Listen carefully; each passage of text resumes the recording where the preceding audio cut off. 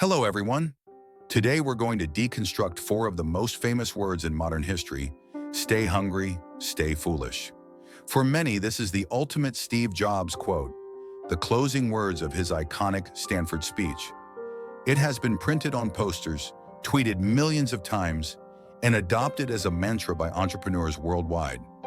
But what if I told you these weren't his words? What if I told you that to understand their true, profound meaning, we have to travel back in time, before Apple, before the personal computer, to the final issue of a counterculture magazine that Steve Jobs considered one of the Bibles of his generation? This is not just the story of a famous quote, it's the story of a lifelong philosophy. We will go inside the mind of Steve Jobs to understand why this farewell message from a hippie-era publication became the guiding principle for his entire incredible life. This is the mind story of staying hungry and staying foolish. Before Steve Jobs was a tech icon, he was a seeker, a young man who dropped out of college to explore Eastern mysticism, who traveled to India, and who was deeply influenced by the counterculture movement of the late 60s and early 70s. And at the heart of this movement was a publication unlike any other, the Whole Earth Catalog. It wasn't a normal magazine. Its founder, Stuart Brand, described it as Google in paperback form, 35 years before Google existed. It was a collection of tools, books, and ideas for people who wanted to live a more self-sufficient, creative, and interconnected life. It had articles on everything from building your own house, to organic gardening, to early synthesizers, to philosophy. For a young, curious mind like Steve Jobs, it was a treasure chest. In 1974, Stuart Brand decided to publish the final issue. On the back cover, beneath a photograph of an empty country road at dawn, he printed a simple four-word farewell to his readers: stay hungry, stay foolish. It was a parting blessing, a piece of advice for a generation of idealists heading out into the world. Jobs saw it as a young man, and the message burrowed deep into his psyche. It became his unofficial motto. It perfectly captured the two contradictory, yet essential forces that would drive him for the rest of his life. Fast forward 31 years, it's 2005. Jobs is preparing for his Stanford speech. He has already told the stories of connecting the dots, of love and loss, and of death. He needs a final message, a parting gift of his own. And in that moment of reflection, he reaches back across the decades to that image of the country road and that simple, powerful farewell. So, a final thought, a wish for them. What do I leave them with? I've told them about the dots. I've told them about the firing. I've told them about death. What's the one thread that ties it all together?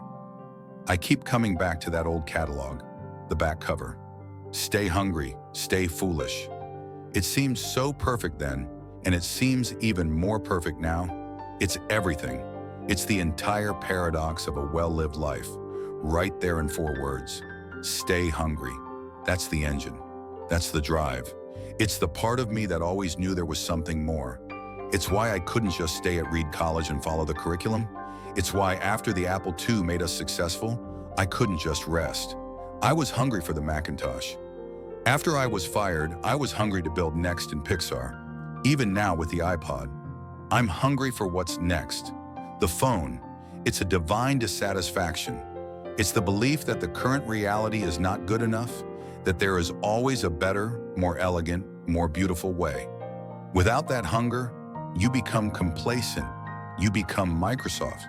You become a company that just ships the same thing in a slightly different box every year. Hunger is what keeps you moving.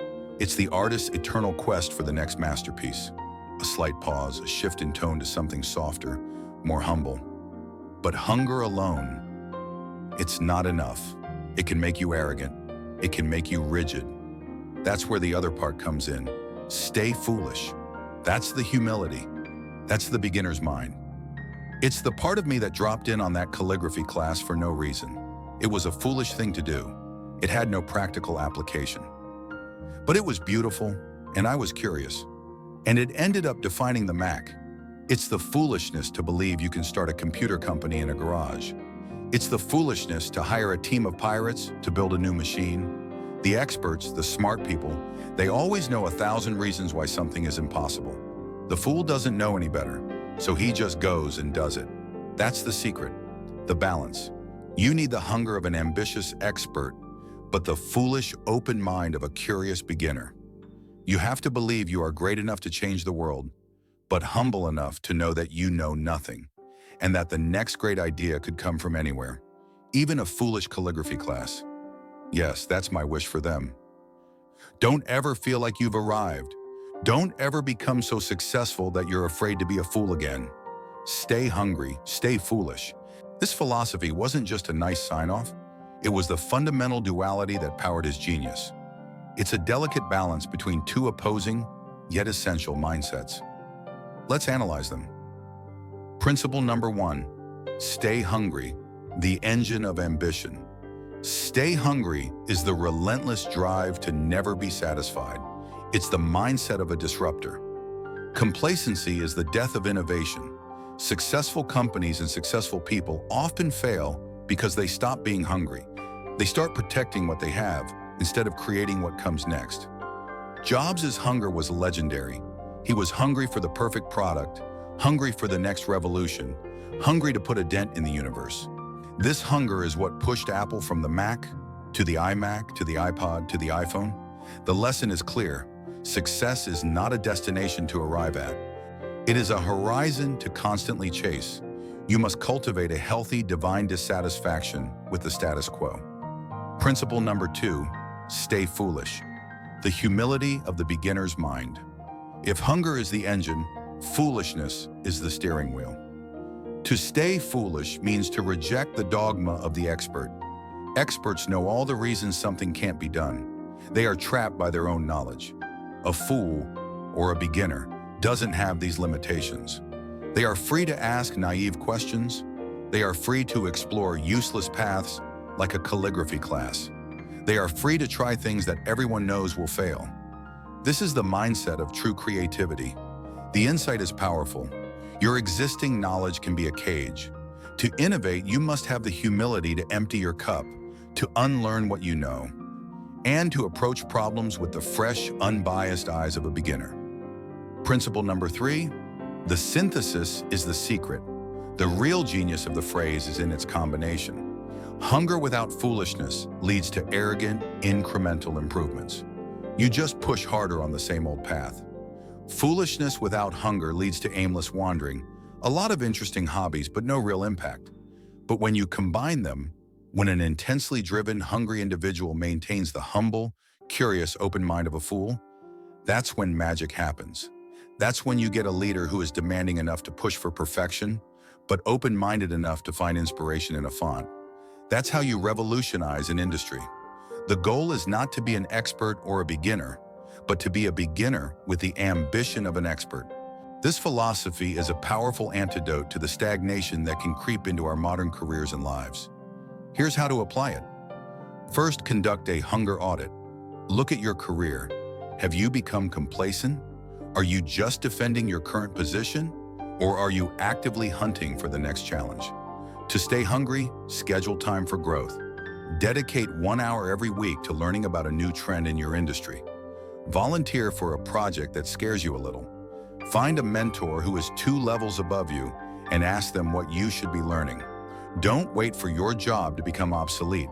Proactively make your current skills obsolete by learning new ones. Second, schedule foolishness. In our hyper-efficient world, it's hard to justify doing something foolish or pointless, so you have to schedule it. Once a month, give yourself permission to spend a few hours exploring a completely random curiosity. Go to a museum you've never been to. Read a book on a subject you know nothing about, like marine biology or ancient Roman history. Sign up for a free online class in something totally unrelated to your job, like poetry or coding. This isn't a waste of time. This is you collecting new dots. You never know which one will connect to your next big idea. Finally, embrace reverse mentoring. One of the best ways to stay foolish is to talk to people who know less than you, but see the world differently. If you're a senior executive, schedule regular lunches with the youngest, newest interns at your company. Don't talk, listen. Ask them what they think is stupid about your industry. Ask them what tools they're using that you've never heard of. Their naive perspective is an incredibly valuable asset that can help you break free from the prison of your own expertise. Stay hungry, stay foolish was more than just a farewell. It was a complete philosophy for a life of perpetual growth and innovation. It was the tension between these two poles, the relentless drive of the ambitious master and the humble curiosity of the naive beginner, that created the gravitational force of Steve Jobs' genius. It is a timeless reminder that the moment we believe we have made it, the moment we stop being hungry for what's next, and the moment we are no longer foolish enough to try something new, is the moment we begin to stagnate. The journey is the reward. The goal is not to arrive, but to forever remain on that open country road, always seeking, always learning, always hungry, always foolish.